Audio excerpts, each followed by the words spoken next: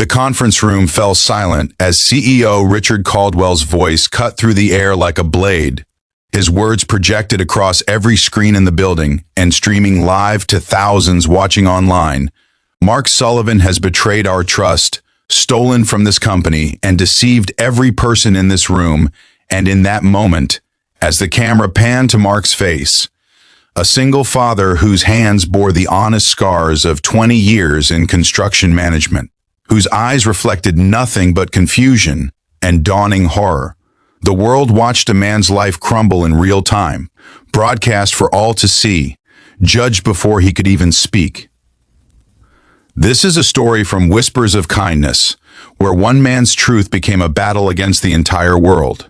Mark had built his life on two foundations. His daughter Lily, a bright-eyed 10-year-old who still believed her father could fix anything, and his reputation as the most honest project manager Caldwell Construction had ever employed, the man who returned overpayments, who reported errors even when they favored him, who had turned down lucrative shortcuts because they compromised safety, and now that reputation was being weaponized against him in the cruelest way imaginable.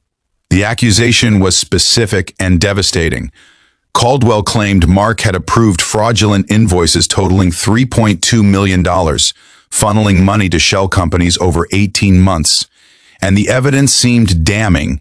Invoices with Mark's digital signature, emails from his account authorizing payments, bank records showing deposits to accounts that investigators claimed were linked to him through a web of offshore connections so complex it seemed impossible for a simple project manager to have created. Yet there it was, presented with the polished confidence of a Fortune 500 corporation's legal team. What the public didn't know, what even Mark didn't fully understand yet, was that Richard Caldwell had spent years building an empire of fraud, skimming millions through the very scheme he now attributed to Mark. And when the company's new CFO began asking uncomfortable questions, when auditors started circling closer to the truth, Caldwell needed a scapegoat, someone trustworthy enough that their fall would be believable, someone without the resources to fight back effectively, someone whose very integrity would make the betrayal seem more shocking and thus more credible. Within hours, Mark's face was everywhere. The local news led with trusted manager's secret life of fraud, social media exploded with hashtags demanding justice, and the comment sections filled with vitriol from strangers who had never met him but felt entitled to destroy him with their keyboards, calling him a thief, a liar, speculating about what he'd spent the money on, constructing elaborate narratives about greed and deception that bore no resemblance to the man who drove a 12-year-old truck and whose idea of luxury was taking Lily to the county fair. The professional destruction was swift and merciless.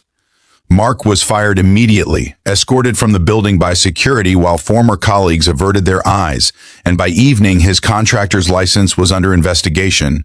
His small side business had lost every client, and his phone buzzed constantly with messages ranging from former friends demanding explanations to strangers sending threats. But the worst moment came when he picked up Lily from school and saw that she'd been crying, her small face blotchy and confused, because classmates had repeated things their parents said, because a teacher had looked at her with pity, because at 10 years old she was learning that the court of public opinion doesn't wait for evidence or truth.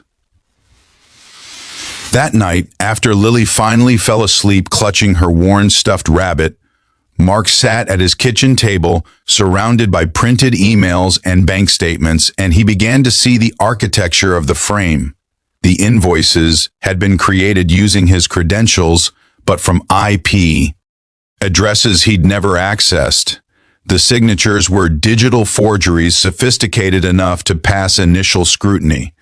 The shell companies had been established using stolen identity fragments that included his information mixed with others, creating a trail that looked incriminating until you examined it closely enough to see the inconsistencies. He contacted a lawyer, a sharp young attorney named Jennifer Park, who had built her practice defending the wrongly accused. And when she reviewed the evidence with fresh eyes unclouded by Caldwell's narrative, she saw what Mark had seen: This wasn't the work of a project manager covering his tracks. This was the work of someone with access to corporate systems, with knowledge of forensic accounting, with resources Mark had never possessed.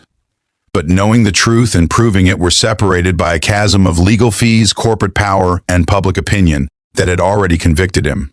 And Jennifer warned him honestly that the fight ahead would cost everything he had and might still not be enough. Because David versus Goliath makes for inspiring stories but brutal reality. Mark's response was simple and devastating in its sincerity. I have to do this for Lily. I need her to know that when you're innocent, you fight, no matter the cost. Because integrity isn't just what you have when it's easy, it's what you refuse to surrender when everything's on the line. The community response split like a fault line through the town.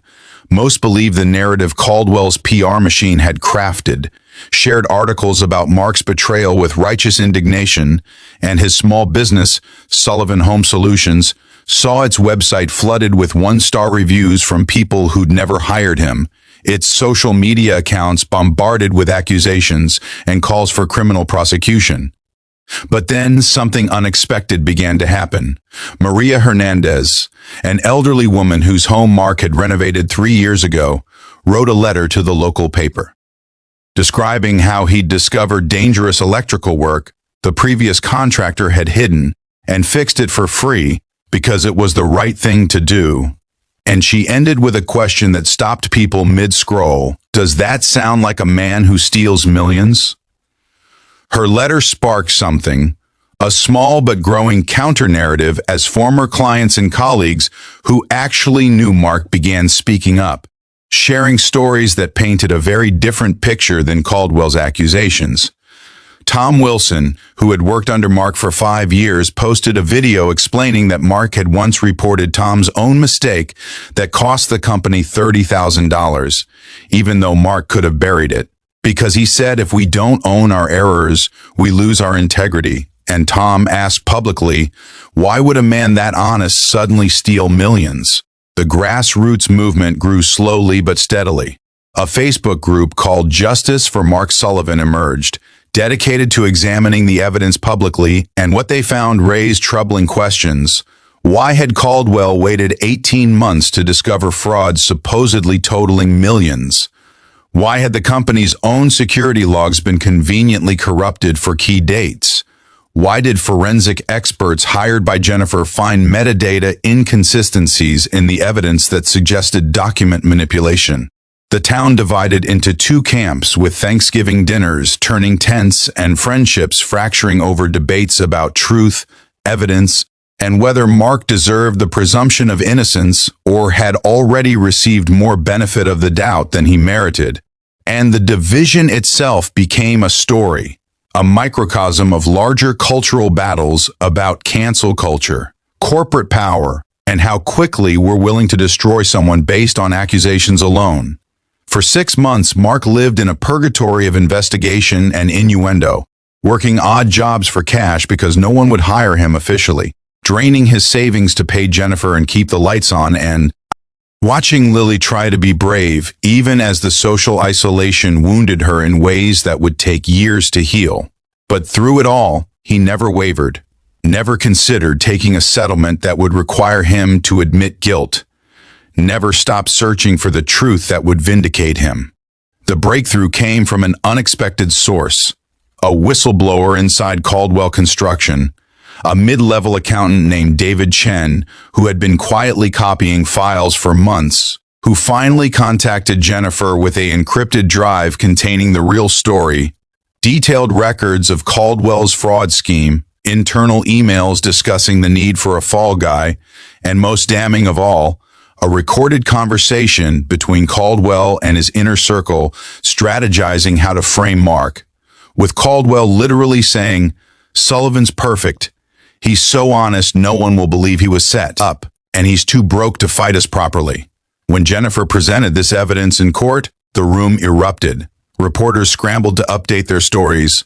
Caldwell's lawyers requested emergency recesses, and Mark simply sat there with tears streaming down his face, not from relief, but from the profound pain of knowing his instinct had been right, that the system had nearly destroyed him for someone else's crimes, that if not for David Chen's conscience, the truth might never have emerged. The public reversal was as swift and dramatic as the initial condemnation. News outlets that had crucified Mark now ran features on the man who wouldn't break. Social media filled with apologies and praise, and the very people who had called for his imprisonment now wanted to celebrate him as a hero. Though Mark found their sudden change more disturbing than comforting, a reminder of how fickle public opinion could be, how the same mob that destroys you can lift you up without ever acknowledging their own role in your suffering. Richard Caldwell was arrested at his estate, charged with fraud, embezzlement, conspiracy, and obstruction of justice, and the legal proceedings revealed an empire of corruption that had stolen over $47 million from various projects, with Mark's case being just one desperate attempt to maintain the facade.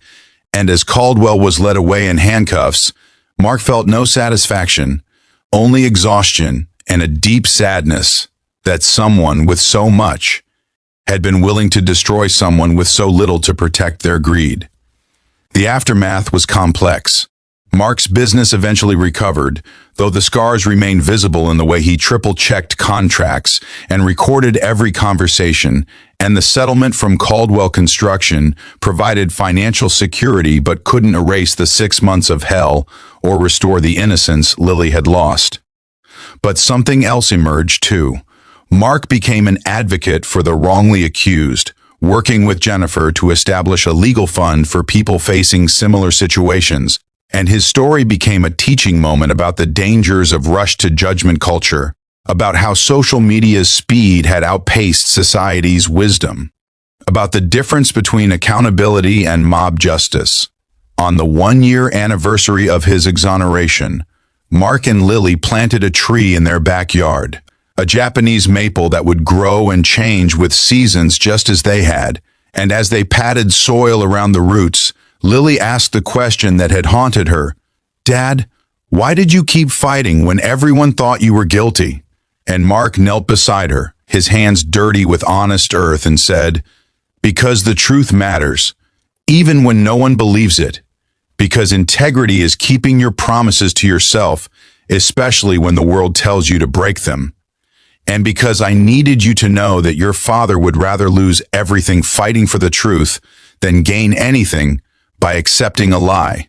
The moral crystallized in that moment, powerful and clear. In an age where accusations spread at the speed of a click and reputations can be destroyed before facts emerge, we must remember that behind every headline is a human being, that justice requires patience and evidence, not just outrage and assumptions, and that true integrity isn't proven when times are easy, but when standing by the truth costs everything you have. Because sometimes, the greatest act of courage is simply refusing to let injustice make you betray yourself even when the entire world demands you confess to crimes you didn't commit. What would you have done in their place?